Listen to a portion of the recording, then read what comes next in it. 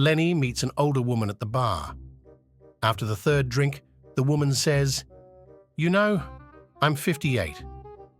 Lenny is shocked. "Damn, you look great for 58. She says, "Thanks. Sexually, I feel like I'm still in my 20s. Speaking of sex, have you ever had a mother-daughter threesome? Lenny can't believe what he's hearing. I've fantasized about it often, but no, I have not. Lenny smiles and says, "I'm hoping that might change tonight." The woman smiles back and says, "Tonight is your lucky night." They have a couple more drinks and then grab a cab to her place. They walk in the door, she turns on the hall light and shouts up the staircase, "Hey Mom, you still awake?" A little old lady approached the produce manager at the grocery store and said, "Young man, I live alone and do not eat much. I was wondering if you can sell me a half head of lettuce." The produce manager put on a fake smile and said he would ask the store manager for permission. When he found the store manager, the produce manager said, "Hey boss, I got me a cheap old hag who wants to buy a half head of lettuce." Before he could finish, he suddenly noticed the little old lady had followed him and was standing right behind him. Shocked, he kept his cool and said, "By the way, this lovely lady would like to buy the other half, with your permission." The store manager gave him a quick okay. A half hour later, the store manager confronted the produce manager and said, "Hey Jimmy, I like the way you were able to think on your feet in front of that lady. I could use a smart store manager like you in our newly built Canadian store." The producee manger replied, "Canada! Who wants to work in Canada? There's nothing but whores and hockey players living up there." The store manager barked back, "I'll have you know that my wife is Canadian." The produce manager thought quickly and said, "Oh, what team did she play for?" A man went hunting with his friend and set his shotgun against a fence in order to climb over it. As he climbed over, his foot unintentionally kicked the shotgun, which discharged and hit him in the groin. The next day, he woke up in hospital with the doctor standing over him. "I've got good news and bad news," he was told by the doctor. "Okay, doc, what's the good news?" "The good news is your friend was quick thinking and got you help straight away. We were able to stem the bleeding quickly, and despite the damage, you have good prospects for recovery." "Well, that's a relief, doc. What's the bad news?" "The bad news is the shotgun blast did quite a bit of damage to your manhood.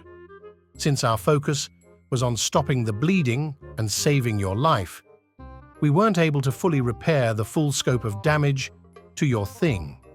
However, it's not all bad. Here's a card for my brother.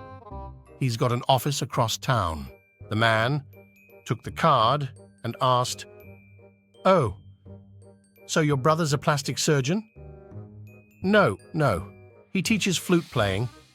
He'll show you where to put your fingers so you don't piss in your eye." The Pope took a meeting with August Busch, founder of Budweiser beer. "Mr. Busch, it's rare that the Vatican receives a visit from a man of your business fame. How can the Catholic Church help you?" "Well, Holiness, we notice that every Sunday you stand on your balcony, you raise your arms to the 200,000 tourists and Catholic followers standing in the square below, and you say, 'Heavenly Father, give us this day our daily bread.'" The Pope says, "Of course, it's the Lord's Prayer, but what's your point?" "Well, we at Budweiser were wondering if we could ask a favor and get you to remove the word bread and instead say, 'Give us this day our daily beer.'" The Pope replies, "Surely this is a joke." Busch says, "Not at all, and the contents of this envelope would be a token of our appreciation." Busch hands a white envelope to the Pope, bows, and leaves. When the Pope was alone, He opened the envelope to find a check made payable to the Catholic Church in the amount of $50 million. The Pope screams, "Cardinal Yaminsky, get in here quickly." The Cardinal comes running into the Pope's office. "Yes, Holiness, how can I help you?" "Quick, go check the files and see when our contract with Wonder Bread expires." Dorothy and Edna, two widows living in a retirement home, are talking. Dorothy: "That nice George Johnson asked me out for a date. I know you went out with him last week, and I wanted to talk with you about him before I give him my answer." Edna: "Well, I'll tell you. He showed up at my apartment punctually at 7 p.m., dressed like such a gentleman in a fine suit, and he brought me such beautiful flowers. Then he took me downstairs." Dorothy asks, "What's there? A limousine, uniformed chauffeur and all? Then he took me out for dinner, a marvelous dinner, lobster, champagne, dessert, and after dinner drinks. Then we went to see a show. Let me tell you, Dorothy, I enjoyed it so much I could have just died from pleasure. So then we went back to my apartment for a nightcap, and he turned into an animal. Completely crazy, he tore off my expensive new dress and had his way with me 3 times. Dorothy says, "Goodness gracious. So, you're telling me I shouldn't go out with him?" Edna answers, No, I'm just saying, wear an old cheap dress." A rabbi and a priest were seated next to one another on a flight to New York. After a while, the priest turned to the rabbi and asked, "Is it still a requirement of your faith that you not eat pork?" The rabbi responded, "Yes, that is still one of our laws." The priest then asked, "Have you ever eaten pork?" "Yes. On one occasion I did succumb to temptation and ate a bacon sandwich." The priest nodded in understanding and went to his reading.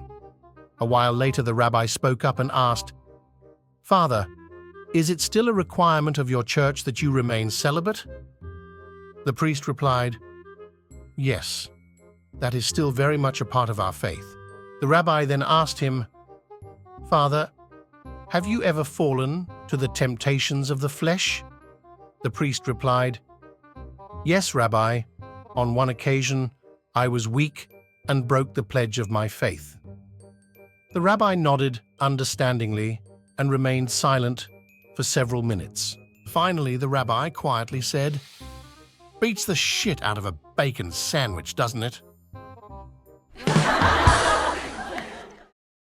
My friends, if you want to watch other funny jokes, subscribe to the channel.